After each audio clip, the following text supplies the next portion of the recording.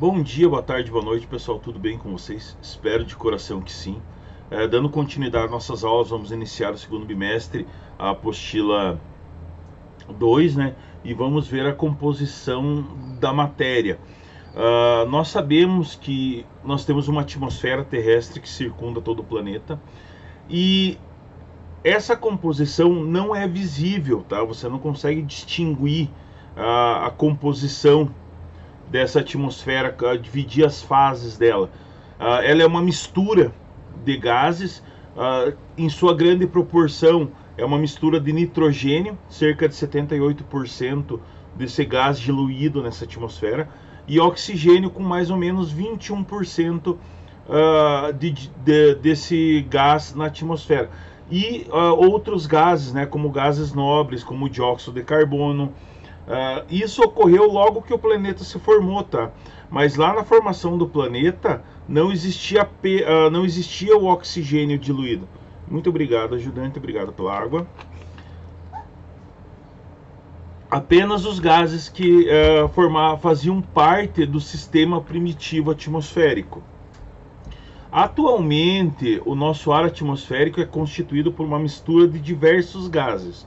O nitrogênio, o oxigênio, o gás carbônico, gases nobres, sendo o nitrogênio e o oxigênio os mais abundantes, sendo eles os mais utilizados também na atmosfera terrestre. Além disso, nós temos o vapor d'água que está diluído nessa camada atmosférica. E só que a quantidade dele ela varia, tá? Dependendo do clima, da temperatura, do local. E ele vai se apresentar na atmosfera na forma de neblina, na forma de chuva, na forma de nuvens. E no ar também encontramos a suspensão de poluentes, né? Poeira, cinzas, micro-organismos e pólen. Esses, por final, que são responsáveis por causar a maioria das alergias respiratórias que nós temos, né? Então são esses poluentes que estão diluídos na atmosfera terrestre, na atmosfera, né? E que causam essas irritações respiratórias. O oxigênio presente no ar atmosférico ele é de extrema importância para a manutenção da vida no planeta. Ele é formado por moléculas de oxigênio, né, o O2. Então são duas moléculas que se unem e formam oxigênio.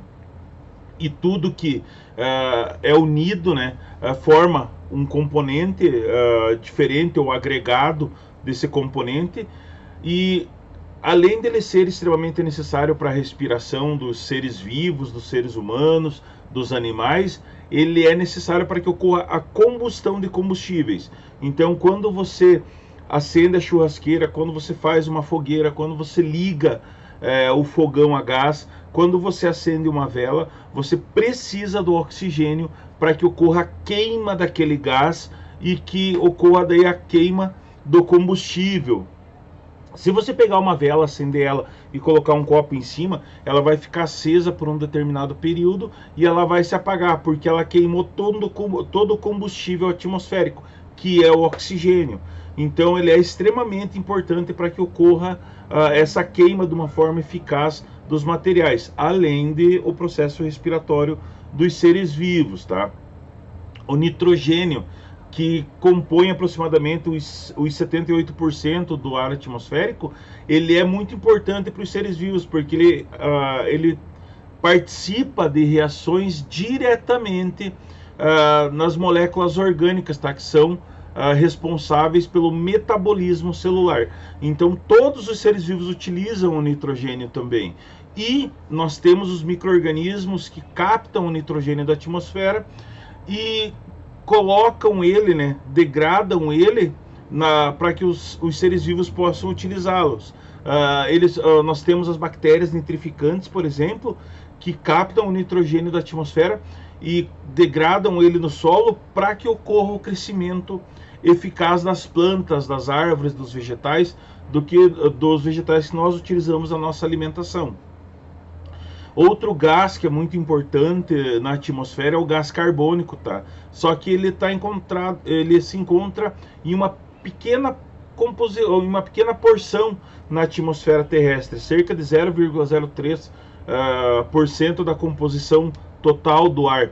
E ele é extremamente importante para a realização da fotossíntese pelos vegetais. Então as plantas elas vão crescer, elas vão se desenvolver, elas vão gerar frutos devido à fotossíntese que elas realizam, que é a captação da luz solar, a transformação dessa captação da luz solar em energia química para que ocorra a produção de alimento pela planta, tá? Então, todas as plantas elas retiram gás carbônico da atmosfera para produzir o seu próprio alimento e produzir os frutos, os vegetais que nós utilizamos na nossa alimentação.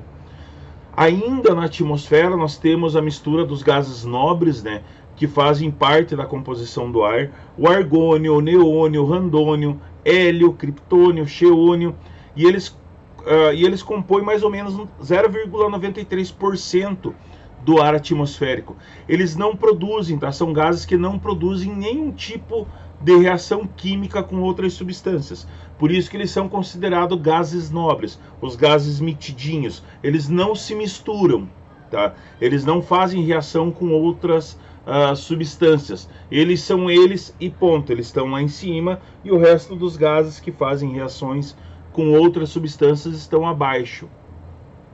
Além disso, a composição da matéria, né, ela é tudo que tem massa e ocupa lugar no espaço.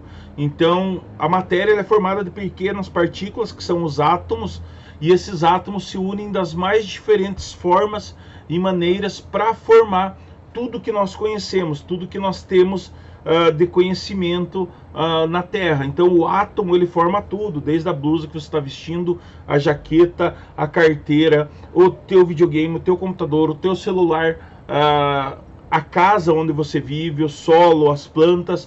Tudo isso é formado por átomos, que são essas pequenas partículas que se ligam, né, e formam outros componentes. E isso daí é tudo organizado por átomos, tá? A matéria que se agrupa através dos átomos, elas formam esses mais variados produtos. E eles são classificados em substâncias e misturas. E eles se diferem de acordo com as suas composições. As substâncias, por exemplo, elas são diferenciadas em substâncias simples e substâncias compostas. As substâncias simples são as que apresentam apenas um elemento em sua constituição. É só um tipo de átomo que pode ser agrupado em moléculas maiores ou isolado. Dentro disso nós temos como exemplo o hidrogênio, o hélio, o oxigênio, que é formado por O2. Aí eu tenho o gás ozônio. O gás ozônio são 3 moléculas de oxigênio que se unem por ligações e formam o gás ozônio. É o mesmo é o mesmo oxigênio, tá? Mas ele se une e faz 3 ligações e forma o gás ozônio. O oxigênio fazem 2 ligações e formam o oxigênio que nós utilizamos na nossa respiração. Isso são substâncias simples que são formadas pelos mesmos átomos, tá? Que se agrupam nessas moléculas ou ficam isolados. O hidrogênio, que é formado por 2 moléculas, eles se ligam e formam o H2, né, que é o hidrogênio. O hélio, que é uma molécula simples que está disposta na nossa atmosfera terrestre. Aí dentro disso nós temos as substâncias compostas, também chamadas de compostos, e que são formadas por mais de um elemento químico. Por exemplo, a água que nós utilizamos na nossa hidratação, que é tão importante para a vida, que o nosso corpo é formado de 70% de água. Nós temos o tomate, que é formado por 93% de água. Nós temos a quantidade de água muito grande nos compostos vivos. E ela é formada por 2 compostos simples. Ela é formada pelo hidrogênio e pelo oxigênio. Então eu tenho uma molécula de oxigênio e eu tenho 2 moléculas de hidrogênio. Elas se ligam, as 2 moléculas de hidrogênio se ligam à molécula de oxigênio e formam a água. Isso é uma substância composta, tá? Quando ela é formada por mais de um elemento químico. O gás carbônico que é o gás que é liberado da queima dos combustíveis fósseis, que é o gás que eu tenho em maior quantidade na atmosfera, que é o gás que as plantas utilizam para produzir seu próprio alimento. Ele é produzido por carbono e oxigênio. Então eu tenho o carbono, uma molécula do carbono, e duas moléculas de oxigênio vão se ligar nele, formando o gás carbônico, tá? A amônia, que é um componente que está disposto na atmosfera e que as aves largam ela no sistema digestório, né? Como excreta, ela é formada por dois componentes também. Ela é formada por um hidrogênio e por um nitrogênio, desculpa, e 3 hidrogênios que se ligam a esse nitrogênio e formam a amônia. E ela é muito importante também na atmosfera. A substância pura, então, lembrando, é aquela que apresenta apenas um tipo de molécula, ou seja, ela é simples ou composta, né, quando é mais de uma molécula igual ligada, tá? E a substância composta é aquela que é a substância que é formada por mais de um elemento químico, tá? Então aí eu tenho dentro ali disso daí, exemplificando isso, eu tenho o oxigênio, que é a substância pura, e são dois Os ligados que formam o O2. Isso é uma substância pura simples. O metano ou o gás carbônico, por exemplo, que é uma substância pura composta, é uma molécula de carbono e duas moléculas de oxigênio que se ligam e formam o gás carbônico. Aí eu tenho as misturas que ocorrem, né, dentro dessas moléculas.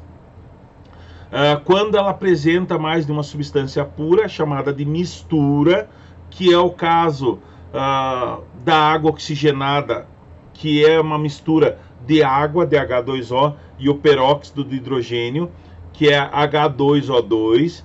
E eu tenho dentro dessas misturas, eu posso classificar elas como mistura homogênea ou mistura heterogênea, tá? Que separa como nós conseguimos enxergar esses tipos de mistura. Por exemplo, eu tenho a mistura homogênea. Essas misturas que são homogêneas, elas vão apresentar uma única fase. Quando nós misturamos a água e o álcool, por exemplo, elas se misturam de tal forma que você não consegue separar as duas. Nem com o auxílio de microscópio você consegue ver a separação desses dois líquidos, porque eles ficam tão próximos, tão parecidos, que eles parecem uma fase só. Eles são uma mistura bem homogênea, é bem diluído essa mistura dentro deles. Eu tenho outro exemplo de mistura homogênea, por exemplo, quando você dissolve o pó de suco na água e ele se dissolve por completo. Mas eu consigo ver, mas você consegue ver a cor devido à pigmentação do pó do suco. Mas ele é uma mistura homogênea, porque ele se dilui por completo no copo que você fez ou na jarra que você fez o suco. Então ele apresenta uma fase só. As misturas heterogêneas são as misturas que apresentam mais de uma fase. Então a gente tem o exemplo da água e do óleo que não se misturam, tá? Devido à diferença de densidade. É mais fácil perceber visualmente, né? Quando você visualiza a água e o óleo, ou quando você coloca água, óleo e o mel, que quando você forma 3 fases distintas, pois eles não se misturam. Se você só colocar a água e o óleo, ele vai formar 2 fases e ele não vai se misturar. Se você colocar água, óleo e terra, ele vai formar 3 fases e ele não vai se misturar, tá? Então são misturas heterogêneas, que elas não têm diferenciação. Eu peguei um material aqui e vou tentar fazer isso da forma prática para vocês aqui, tá, pessoal? Só vou dar uma pausadinha aqui para organizar o material e a gente já volta com o conteúdo.